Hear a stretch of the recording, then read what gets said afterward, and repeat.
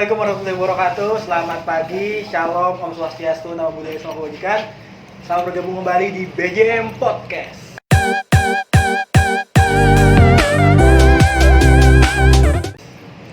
Hari ini gue kedatangan dua teman gue, dan hari ini kami mau bahas tentang koperasi nih. Karena kemarin baru aja kita memperingati Hari Koperasi di tanggal 12 Juli ya, Rip ya? 12 Juli. Ini ada dua teman gua. Jadi kita ngebahas koperasi dari dua perspektif. Satu dari orang yang tahu tentang koperasi itu gimana, satunya lagi dari orang umum yang cuma sekedar tahu tentang koperasi. Dari dulu ya, gimana koperasi itu emang kayak gimana sih? Lebih enaknya kan dari orang yang nggak tahu dulu nih. Bisa, dari yang nggak bisa. tahu Ya tentang udah, koperasi itu seperti apa kan.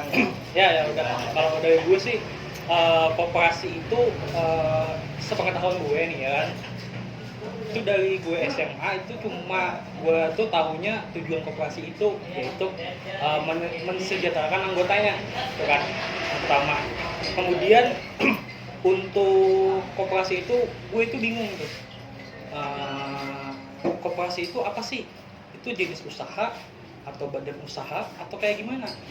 Karena kan kita lihat aja di masyarakat sekarang ini kurang memahami ataupun kurang ikutan dalam halnya koperasi itu gitu. Karena koperasi pun tidak memberikan dampak yang signifikan terhadap pengembangan usaha masyarakat, dan koperasi pun menurut gue kurang terkenal juga di masyarakat begitu Bang. Oke. Jadi di sini perspektif gue sebagai masyarakat umum kurang adanya pemahaman baik itu dari ahli-ahli koperasi ataupun penggiat koperasi kepada masyarakat, sehingga masyarakat itu kurang tertarik untuk ikut koperasi pada zaman sekarang. Nah, Rip, kalau menurut Aswin kayak gitu tuh. Pandangan lu tuh dari yang aktif di koperasi selama 4 tahun kuliah ya kan? Gimana tuh menurut lu? Jadi ya sebenarnya wajar sih. Jadi kan banyak orang yang nggak tahu koperasi itu apa. Padahal koperasi itu kan bukan suatu unit bisnisnya, tapi suatu konsep bisnis. Mungkin kalau semisal di teori-teorinya kan ada 3 pilar ekonomi, yaitu BUMN, BUMS, dan juga koperasi kayak gitu loh. Nah, koperasi ini adalah bagian dari 3 pilar ini kayak gitu. Jadi bukan unit bisnis simpan pinjam ataupun bisnis toko serba, toko kayak seperti Indomaret, bukan seperti itu kayak gitu loh. Dan untuk tujuannya memang benar untuk mensejahterakan masyarakat, tapi untuk spesifik orang memandang koperasi itu ya seperti yang dikatakan Bung Aswin tadi kan, bahwa koperasi itu jadul, koperasi itu adalah orang-orang tua, nggak ada anak mudanya sama sekali kayak gitu loh. Nah, makanya dari itu kami dari teman-teman koperasi mahasiswa kan pengen mengkampanyekan apa itu koperasi itu seperti apa. Jadi secara sederhananya koperasi itu adalah sebuah konsep bisnisnya. Jadi unit bisnisnya itu terserah, nanti untuk teknisnya itu keuntungan akan balik lagi kepada anggota-anggotanya secara keseluruhan. Secara sederhananya seperti ini, kita gambarkan seperti Indomaret. Indomaret itu bentuknya adalah koperasi, maka setiap keuntungan yang ada di Indomaret itu bakal balik lagi kepada anggota-anggotanya, bukan masuk ke salah satu kantong saja kayak gitu loh. Artinya di sini melawan sistem kapitalis yang sekarang sudah berkembang kayak gitu. Apalagi kan sekarang lagi hangat-hangatnya nih isu oligarki politik, kemudian juga neoliberalisme dan lain-lain kayak gitu. Nah, maka koperasi ini sebenarnya adalah apa ya? Jalan keluar untuk mensejahterakan rakyat Indonesia kayak gitu, Rik. Kalau sepenangkapan gue dari yang lu ceritain ya, jadi koperasi itu bukan sekedar simpan pinjam, bukan sekedar orang yang usaha berbagi hasil usaha dari koperasi ya kan. Dan tujuan utama yang lu bilang tadi kan agar menopang perekonomian kita ini. Sedangkan kalau kata Aswin tadi kan dia lihat gak ada dampak yang signifikan gitu terhadap masyarakat umum. Oh iya, kalau gue lihatnya itu kan koperasi itu cuma fokusnya tuh di anggotanya aja. Nah, di anggotanya aja. Sedangkan kalau kita berpikir untuk masyarakat luasnya, memang sih kalau gue tahu itu ada bantuan koperasi untuk dana sosial gitu kan, ada juga. Tapi menurut gue itu kayak BUMN atau perusahaan swasta itu sudah ada juga yang memberikannya. Nah, pertanyaan gue apakah masyarakat ini untuk mendapatkan dampak dari koperasi, apakah harus ikut koperasi itu sendiri atau kayak gimana itu yang mungkin bingung, sedangkan masyarakat sendiri pun tidak tertarik untuk ikut koperasi itu ya. Ya itu sebenarnya kan jawabannya udah lo sampaikan juga tadi, bahwa kalau emang pengen ngerasain dampak koperasi secara langsung, ya udah daftar aja jadi anggota koperasi kan kayak gitu. Nah Jadi, itu masalahnya, maksud gue tertariknya itu kayak gimana masyarakatnya. ini juga yang menjadi PR kita, PR koperasi, khususnya koperasi Indonesia ini kedepannya, bagaimana bisa mengkampanyekan pengertian dari koperasi itu seperti apa, model bisnis koperasi itu seperti apa, karena ya balik lagi keuntungannya itu bakal balik kepada anggotanya. Beda dengan sistem kapitalis, itu kan keuntungannya ya hanya kepada pemodal-pemodal gede, sedangkan kalau di koperasi, kalau kita bandingin nih dengan perusahaan yang udah besar, yang go public, itu kan ada yang namanya RUPS, Rapat Umum Pemegang Saham. Itu kan suara tertinggi adalah orang yang mempunyai saham yang paling gede, atau mayoritas kan, Ya. kayak gitu kan. Cuma kalau di koperasi semua itu pukul rata, satu orang satu suara, karena hak dan kewajibannya pun sama kayak gitu loh. Jadi pembagian keuntungannya itu tergantung dari berapa aktif dia di koperasi kayak gitu loh. Nah, ini kan adalah apa ya, sangat pas gitu loh dengan kultur kita warga Indonesia kayak gitu. Cuma balik lagi, apakah ada orang yang pengen seperti ini? Ya pastinya kebanyakan orang sudah apa ya, kena virus bahwa sistem kapitalis memang Untungnya besar nih, untungnya besar, ya itu besar. hanya mencari keuntungan saja kayak gitu kan.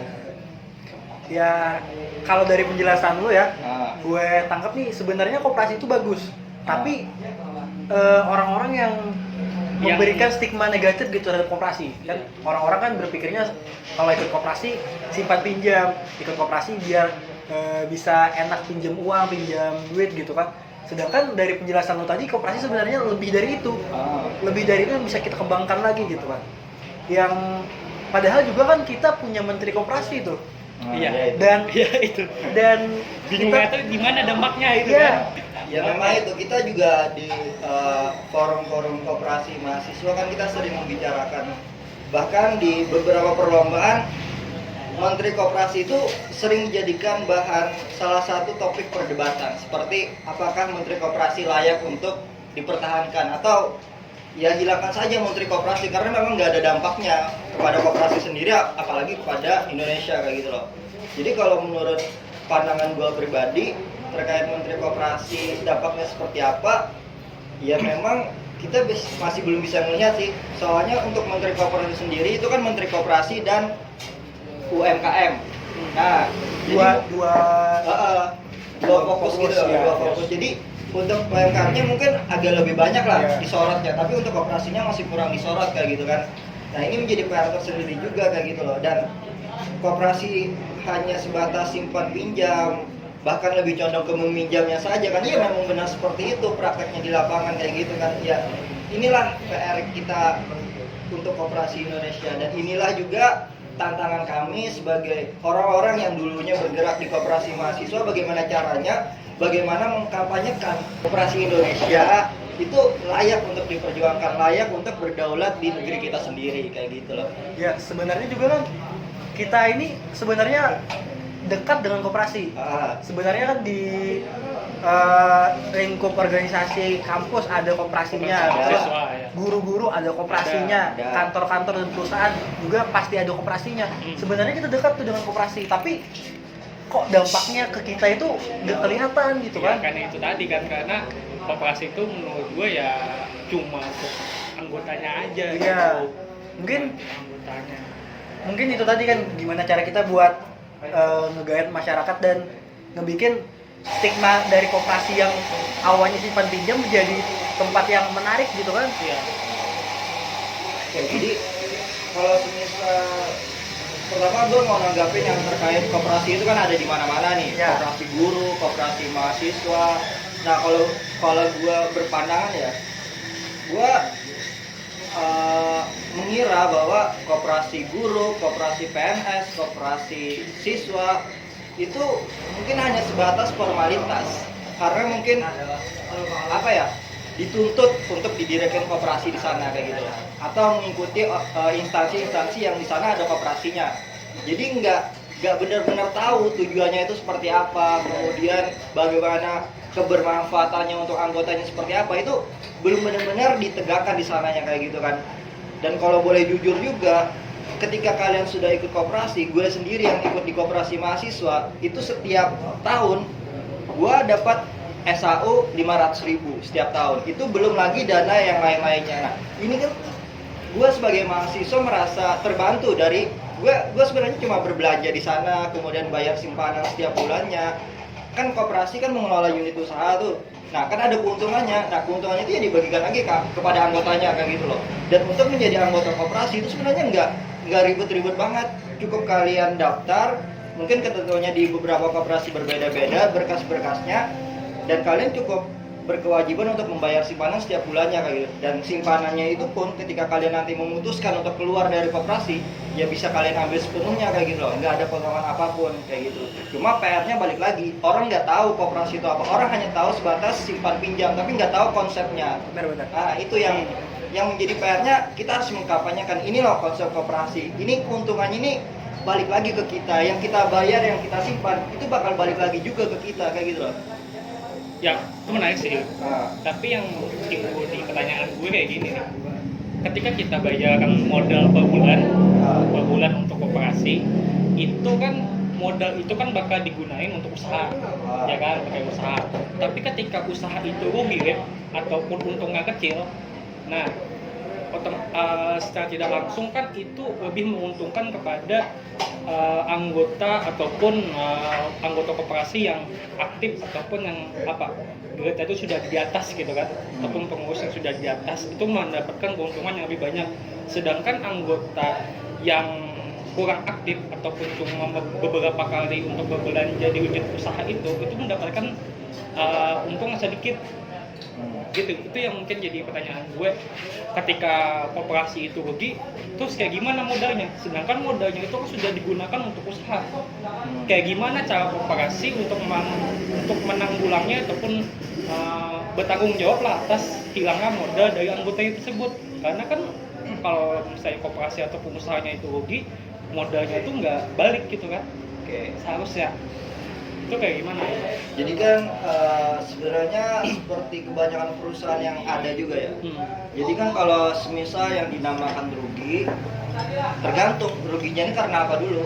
Apakah karena kesalahan manajemen, kesalahan pengurusnya, misalnya pengurusnya korupsi.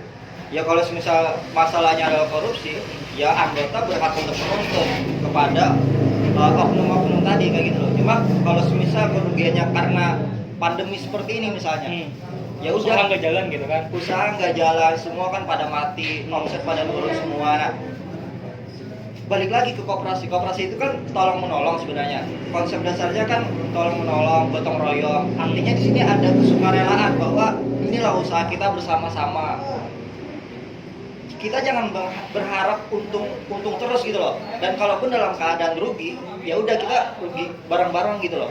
Tahu juga yang kita simpan itu sama juga, yang kita bayar sama juga. Jadi kalau semisal rugi misalkan, kan masih ada aset-aset yang lain. Aset-aset yang lain itu dicairkan, dilikuidasi, berapa hasilnya dibagikan kepada anggota-anggota yang mempunyai haknya, yang berupa simpanan tadi kayak gitu. Berarti ada semacam kayak pemisahan kayak gitu ya?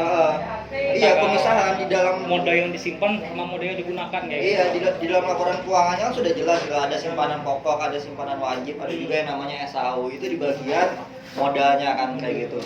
Nah, sama juga yang gua terkesan sama konsep koperasi ini adalah dia bahkan di dalam peraturannya itu secara tegas mengatakan bahwa setiap tahun itu wajib mencadangkan dananya sebesar 20% dari keuntungan bersih setiap tahunnya. Semisal keuntungan 1 tahun 100 juta, maka wajib dicadangkan 20 juta. Dan itu nggak boleh digunain, nggak boleh dibagiin kepada anggota, nggak boleh digunain buat dana ekspansi misalnya kayak gitu. Itu wajib dicadangkan buat kas koperasi. Nah, menurut gue ini konsep yang bagus karena dalam keadaan seperti ini koperasi nggak perlu lagi nyari dana kemana-mana karena dalam setiap tahunnya dia udah punya kewajiban buat mencadangkan 20%. Jadi ketika ada wabah seperti ini terjadi lagi dan ataupun sebelum-sebelumnya mereka sudah menerapkan yang 20% tadi, sekarang mereka masih bisa survive kayak gitu loh untuk membayar karyawannya, untuk menjalankan bisnisnya. Nah, ini konsep yang sangat bagus juga kayak gitu loh. Ya sebenarnya dari penjelasan lo kan koperasi itu bagus lah kan. Bagus. Cuman ya itu tadi kan, kalau penerapannya yang kurang sesuai, tadinya jadinya orang-orang malah berpikir stigma yang simpan pinjam tadi. Dan lo pernah dengar gak istilah koperasi sebagai soko guru perekonomian? Lo anak koperasi nih, Ya. gue mau tahu apa sih soko guru perekonomian itu sih? Oke, jadi ini sebenarnya udah narasi lama kan, koperasi sebagai soko guru perekonomian Indonesia kan, Ya. keren kan jargonnya keren Ya. tuh kan. Cuma gua sendiri pernah nulis nih, gua bilang kayak gini, koperasi sebagai soko guru perekonomian Indonesia hanya sebatas jargon. Ya memang kenyataannya seperti itu kan. Yang dikatakan soko guru itu kan yang penyangga perekonomian. Sedangkan yang sekarang yang lagi besar-besarnya kan BUMN, BUMS. Orang-orang pada kepengen kerja di BUMN, orang pengen kerja di perusahaan swasta kayak gitu. Gak ada orang yang pengen kerja di koperasi kan? Benar. Mana ada? Lebih jelas gitu. Mana ada? Jenjang karirnya seperti apa? Apakah bisa dikatakan sebagai soko guru dengan keadaan yang seperti itu kan? Ya jelas tidak kan kayak gitu loh. Jadi kan yang dinamakan soko guru itu kan ya sebagai apa ya? Pusat perekonomian, maksudnya hal-hal tentang perekonomian negeri ini kan, yaitu bertopangnya ya di koperasi itu. Cuma dengan keadaan koperasi yang sekarang kayaknya sudah tidak relevan dikatakan sebagai soko guru. Tapi kalau misalnya kita balik lagi ke masa-masa awal, apalagi penggagasnya adalah salah satu proklamator kita yaitu Bung Hatta, ya memang sangat relevan pada masa itu bahwa soko guru lah yang bisa menyelamatkan perekonomian Indonesia pada saat itu. Dan pada saat sekarang pun sebelum terkontaminasi dengan sistem-sistem liberalisme, kapitalisme, oligarki dan lain-lain kayak gitu. Jadi ya memang pernah ada jargon yang seperti itu, tapi sudah tidak relevan. Dan ini menjadi PR kita juga sebagai anak muda untuk menghidupkan kembali, mengkampanyekan lagi koperasi itu seperti apa kayak gitu. Karena di dalam undang-undang itu udah jelas banget. Kalau pernah baca di Undang-Undang 1945 pasal 33, itu kan kalau nggak salah itu bunyinya seperti ini kurang lebih kan. Perekonomian Indonesia itu disusun atas dasar kekeluargaan. Nah, sebenarnya itu sebelum diamandemen ada semuanya. Dan usaha yang sesuai dengan konsep itu adalah koperasi. Jadi koperasi dulu itu pernah masuk di salah satu pasal UUD 1945. Ya karena mungkin kalau gue dengar dari penjelasan lo tadi kan, koperasi memang asasnya itu dasar ya tolong menolong keluarga dan itu sesuai dengan filosofi negara kita juga ya kan Indonesia. Makanya mungkin menurut gue itu salah satu bukti bahwa koperasi ini memang menjadi salah satu penopang lah waktu itu ya kan untuk Indonesia. Dan seterusnya harapannya kan kayak gitu. Iya. Tapi kalau lo lihat sendiri ini di masyarakat, kenapa sih koperasi ini nggak relevan lagi pada saat ini? Ya bukan nggak relevan sih sebenarnya. Kenapa lo berkata bahwa soko guru perekonomian, koperasi sebagai soko guru perekonomian tidak relevan lagi sekarang ini menurut lo? Ya bukan nggak relevan sih, cuma kalah bersaing lah gue. Kalah bersaing. Jadi koperasi itu ya udah kalah gitu, udah tenggelam sama BUMN, BUMS. Dari segi anak mudanya aja kan, nggak ada yang kepengen saya ingin berkoperasi, saya ingin membangun koperasi. Ya, salah satunya lo ya kan. Nah, sangat jarang kan, Iya. jarang kan. Ada cuma jarang kayak gitu kan. Iya. Kalau lu bilang tadi kan, dulu kita sempat berjaya nih koperasi kita, dan datangnya kapitalisme, oligarki dan segala macamnya melunturkan jiwa koperasi kita nih. Kalau menurut lo nih, apa yang kiranya bisa membuat koperasi itu jadi maju, Rem? Nah Dan itu tanya. kalau dihitung jangka waktu berapa tahun lagi biar jargon itu kepake lagi?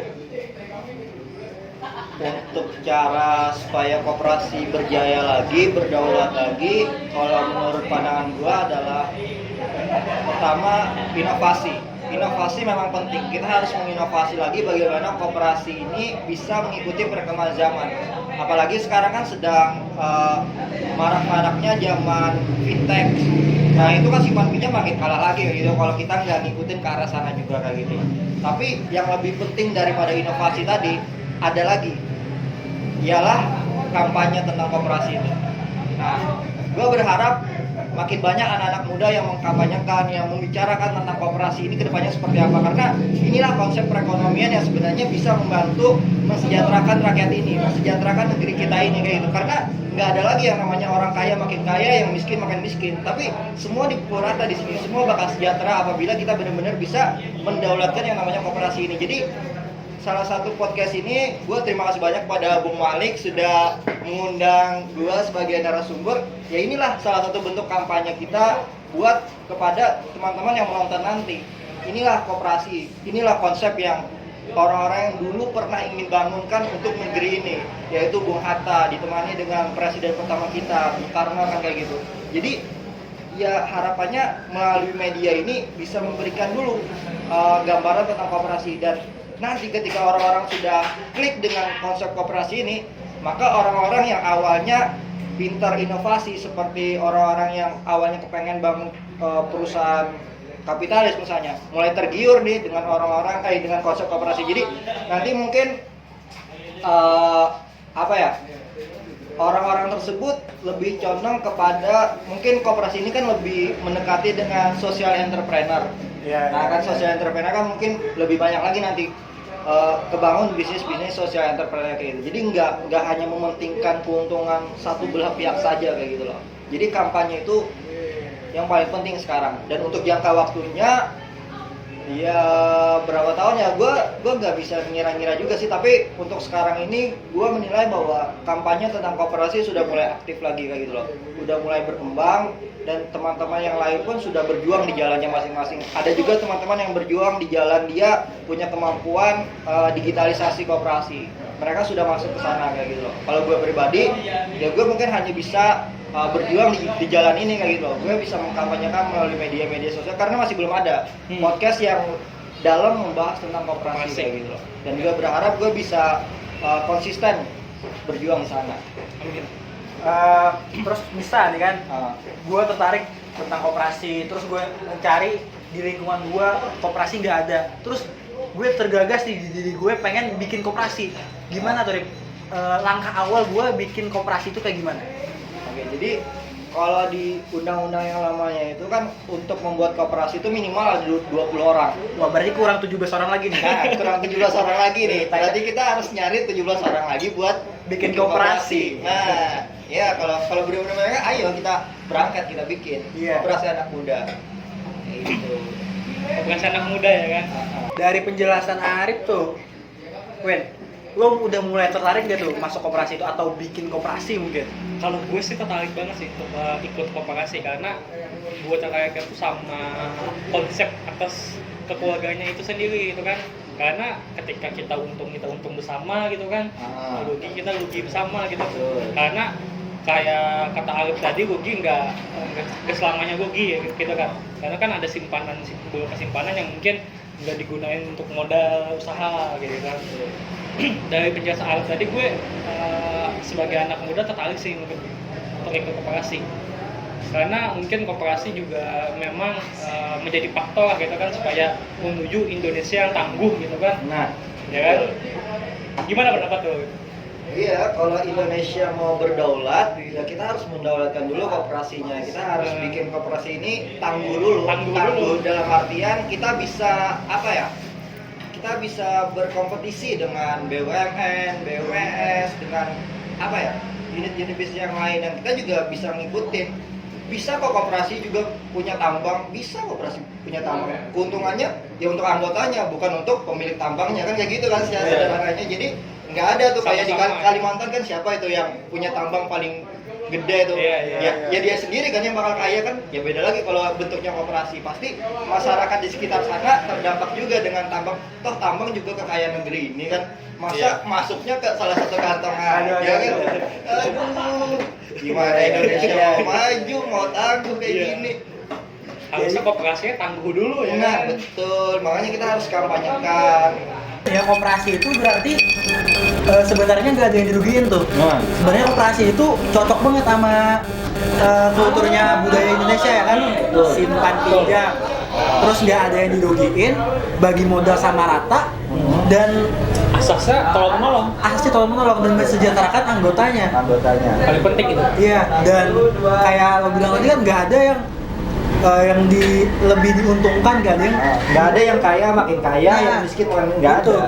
Sedangkan kalau kita lihat perusahaan-perusahaan kan yang megang saham paling banyak itu yang Yang dapat banyak keuntungan. Iya, jadi sebenarnya koperasi ini cocok banget nih Cocok banget. sama kita ya kan. Kalau emang tujuan dari pemerintah pengen mensejahterakan rakyatnya, Iya. tapi kalau emang tujuan dari pemerintah pengen mengkayakan salah satu pihak saja, ya kalian semua tahu sendiri jawabannya mana kan. Jadi intinya ya kan, supaya Indonesia tangguh, koperasinya harus tangguh. Indonesia tangguh, Koperasi tangguh. Iya.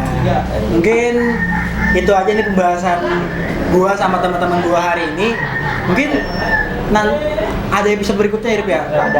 Ada pembahasan yang lebih intens lagi tentang koperasi. Mungkin ini awal-awal dari kalian, biar kalian lebih tertarik tentang koperasi gitu kan. Tahu koperasi itu seperti apa dan gimana. Mungkin itu dulu dari gua. Terima kasih banyak. Wassalamualaikum warahmatullahi wabarakatuh.